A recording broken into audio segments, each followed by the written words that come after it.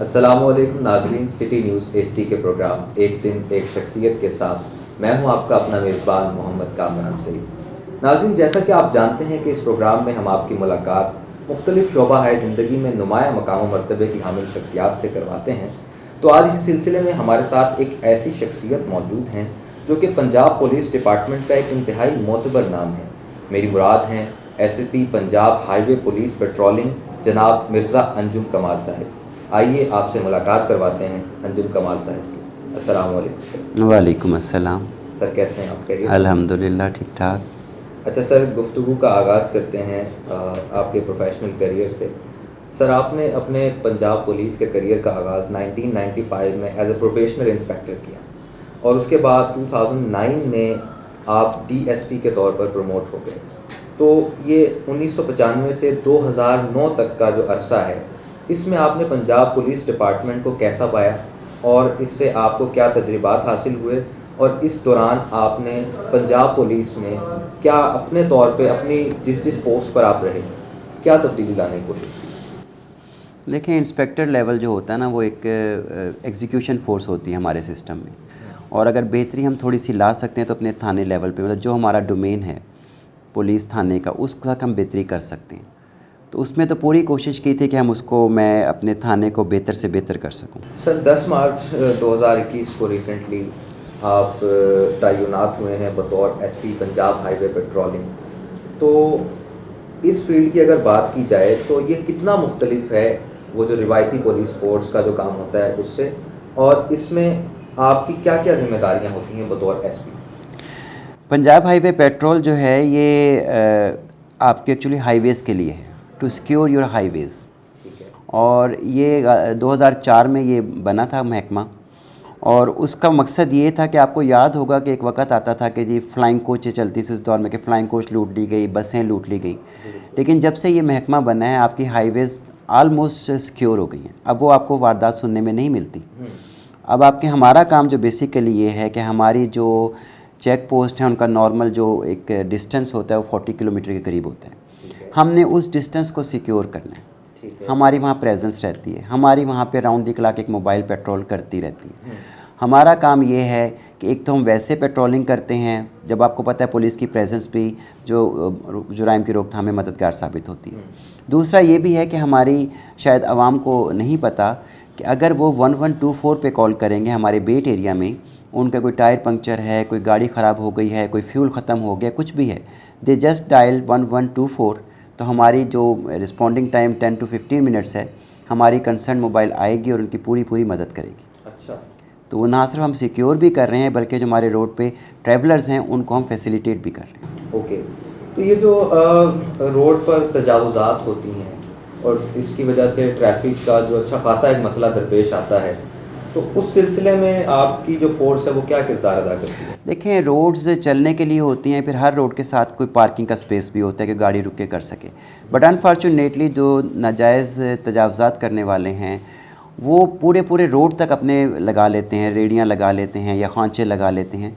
تو مجھے سمجھ نہیں آتی کہ قرآن شریف میں واضح طور پہ اللہ پاک نے لکھ دیا ہے کہ تمہارا رزق تمہاری موت تک کا لکھ دیا گیا ہے، اب وہ لوگوں کا رستہ روک کے، آپ کو پتہ ہے رستہ روکنا، رستہ دینا صدقہ جاری ہے، اب وہ ایک گناہ کے مرتکب ہو کے اگر وہ رزق کی امید رکھتے ہیں وہ کیسے رکھ سکتے ہیں؟ مطلب اگر وہ مجبور بھی ہیں تھوڑا سا لمیٹڈ میں کر لیں، کم از کم ٹریفک چلتی رہے، کم از کم ان کی دکان کے آگے یا ریڑھی کے آگے اتنی سپیس تو چھوڑ دیں کہ اگر کوئی ان سے خریدنے والا ہے وہ سڑک چھوڑ کے اس طرف کھڑا ہو جائے، تاکہ ہماری جو ٹریفک کے فلو ہے وہ ڈسٹرب نہ ہو۔ تو وہ تجاوزات کے حوالے سے میرا خیال ہے ہم سب کو مل کے کام کرنا چاہیے۔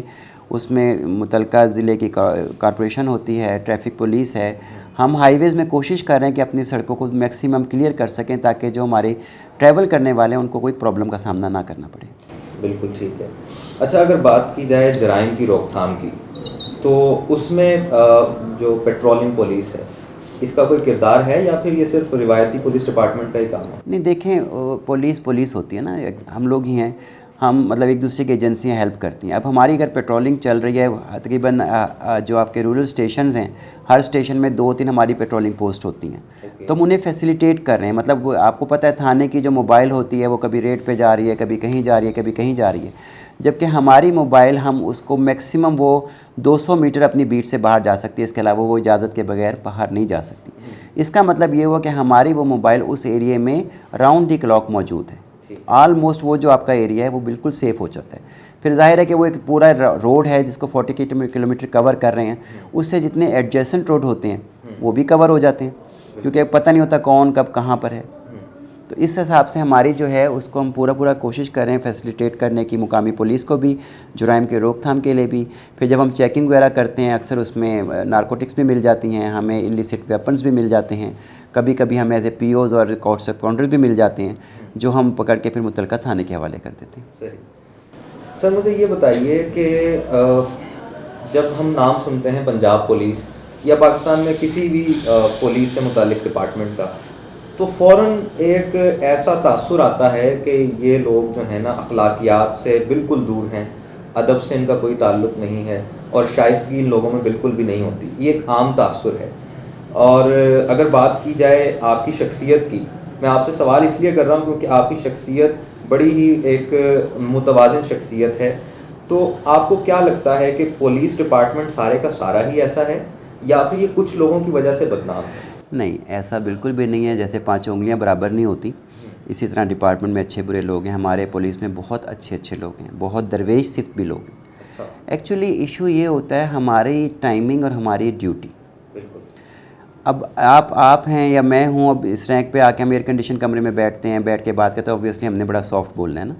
اب ایک بیچارہ ہمارا کانسٹیبل یا تھانے دار جو صبح سے لے کے شام تک، صبح اس نے رات بھر پیٹرولنگ کی ہے، صبح اسے حکم ملا جناب یہ ملزم عدالت میں پیش کرو، وہاں سے پیش کر کے واپس آیا تو جناب علی فلاں ناکے تے پہنچ جاؤ، پھر شام کو تفتیشی، جب وہ پوری رات پورا دن چل کے شام کو تفتیشوں سے بات سنے گا تو اوبویسلی وہ اتنا میٹھا نہیں بول سکے گا، مطلب چاہے بھی تو تھوڑی سی تلخی آ جاتی ہے۔ پھر موسم کی سختی، آپ لوگ میڈیا والے ہیں، آپ بھی ذرا سی بات پہ چارج کرنا شروع کر دیتے ہیں۔ دیکھیں مطلب جو ایک حقیقت ہے وہ حقیقت ہے نا، ایک شخص راؤنڈ دی کلاک ڈیوٹی کر رہا ہے صبح سے لے کے شام تک۔ اب آئی جی صاحب نے مہربانی کر کے یہ کمپلسری کر دیا کہ at least with a week ایک دن کی چھٹی لازمی آف ہوگی، ہر افسر کو ملے گی، اور یقین کریں یہ بہت بڑا ریلیف ہے ہماری فورس کے لیے۔ مجھے اندازہ ہے کہ جب میں ایس ایچ او ہوتا تھا تو ہم لوگ 10-15 دن بعد بڑی مشکل سے ہمیں ایک چھٹی ملتی تھی کہ ہم گھر جا سکیں۔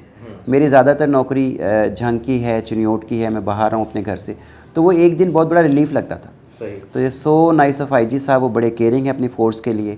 انہوں نے پروموشن بھی آپ دیکھیں شاید کبھی اتنی پروموشنز نہیں ہوئیں، مطلب لاسٹ ٹائم ہمارا بورڈ ہوا ہے from inspector to D S P, almost 95 D S P promote ہوئے، جو شاید پولیس کی ہسٹری میں پہلی دفعہ اتنی بلک پروموشن ہوئی ہے، اور ابھی پھر دوبارہ اگین ایک بورڈ ہونے جا رہا ہے۔ تو کسی بھی فورس میں اصل میں جو پروموشن کا چارم ہوتا ہے نا، وہی آپ کی سروس کو کنٹینیو کرتے ہیں۔ آئی جی صاحب نے جہاں پہ پروموشنز کر دیں اور انہوں نے رینجز کو کہا کہ جتنی خالی سیٹیں ہیں آپ کے پاس تمام کو فل کریں، یعنی پروموشن بہت ریپڈ ہو رہی ہے۔ اور اسی طرح ہمارے جو آپ نے کہا کہ وہ جب آپ کی پروموشن ہوگی، آپ کو وقت پہ ہر چیز ملے گی، چھٹی ملے گی، تو ظاہر ہے وہ تناؤ، وہ پریشر جو وقت کا اور ریگولر ڈیوٹی کا، وہ کم آہستہ آہستہ ہوتا جائے گا۔ بالکل ٹھیک ہے، یعنی ہم اس سے یہ نتیجہ اخذ کر سکتے ہیں کہ پولیس کے اوپر پریشر اتنا ہوتا ہے اور ان کے روزمرہ کے معمولات جو ہیں وہ اتنے سخت ہوتے ہیں کہ ان کی طبیعت پر بھی اثر پڑتا ہے اس کا۔ دیکھیں یہ ایک نیچرل فیکٹ ہے نا، یہ نیچرل ہے نا سب کچھ۔ اگر آپ کو بھی میں اس طرح کی ذرا ڈیوٹی دوں، میں ادھر لگا ہوا تھا ڈی ایس پی سٹی ٹریفک، ایک وقت تھا تو میں بازاروں والوں سے میٹنگ کرتا سب سے کہ یار ذرا اس کو ایسے کریں ویسے کریں، ٹھیک کریں۔ انہوں نے کہا جی تاڑے جڑے وارڈن نے یہ بیٹھے رہندے نے، اے بہ کے پانی پیندے نے، اے وہ کردے نے، فلانا کردے نے۔ غالباً جون جولائی کا موسم تھا، تو میں نے ان سے دوستوں سے کہا، میں نے کہا چلو ہم ایک کام کرتے ہیں، کل کا دن میں وارڈنز آف کر دیتا ہوں، میں اور آپ 7 بجے ڈیوٹی پر آئیں گے، اور جب تک ڈیوٹی ٹائم ہے 3 بجے یا 4 بجے، نہ ہم پانی پئیں گے، نہ ہم سائے میں بیٹھیں گے، ہم کام کریں گے۔ سر یہ کس طرح ہو سکتا ہے؟ تو میں کہا they are also human beings, آپ ان کو بلا کے پانی پوچھیں، انہیں بلائیں، وہ بیچارے صبح سے شام تک روڈ پہ کھڑے ہیں یار، آپ کے لیے کھڑے ہیں نا۔ تو آپ کہو جی یہ مشین ہے، they are not machines, they are human beings. اور اسٹینڈنگ ڈیوٹی ویسے بھی 2 سے 3 گھنٹے تک افیکٹولی ہو سکتی ہے۔ اب آپ 8-8 گھنٹے کی، اور سم ٹائم جب کوئی وی آئی پی موومنٹ ہوتی ہے تو ہمارے جو ٹریفک وارڈن ہیں بیچارے، وہ صبح سے لے کر یعنی صبح 7 بجے سے لے کر اکثر رات 11 بجے تک کنٹینیو کرتے ہیں۔ دیٹ از پریکٹیکلی اور humanly not possible, but they are doing it, اور وہ سب عوام کے لیے کر رہے ہیں۔ سب عوام کے لیے۔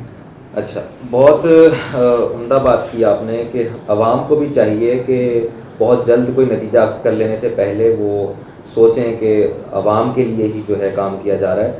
سر مجھے یہ بتائیے کہ پولیس میں اگر ریفارمز لانے کی بات کی جائے تو اس کو کیسے ہم لیں کہ کیا اسٹرکچرل لیول پہ ریفارمز لانی چاہیے یا پھر ہمیں اس کو پولیس کے بیہیویئر پر کام کرنا چاہیے, کوئی ورک شاپ, سیمینارز, ٹریننگ ہونی چاہیے, تو اس کو کیسے دیکھتے ہیں؟ جی دیکھیں, ریفارمز کے طور پہ جو آئی جی صاحب ہیں ان کے بڑے زبردست انیشیٹوز ہیں جو ہمارے موجودہ آئی جی صاحب ہیں.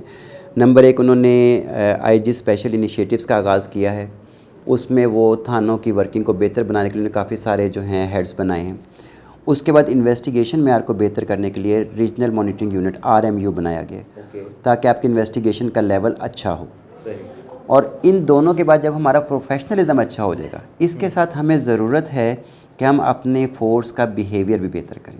اب بیہیویئر بہتر کرنے کے لیے اس کا انوائرمنٹ بہتر بنایا جاتا ہے, اس کے ڈیوٹی ٹائمنگ پراپر کی جاتی ہیں.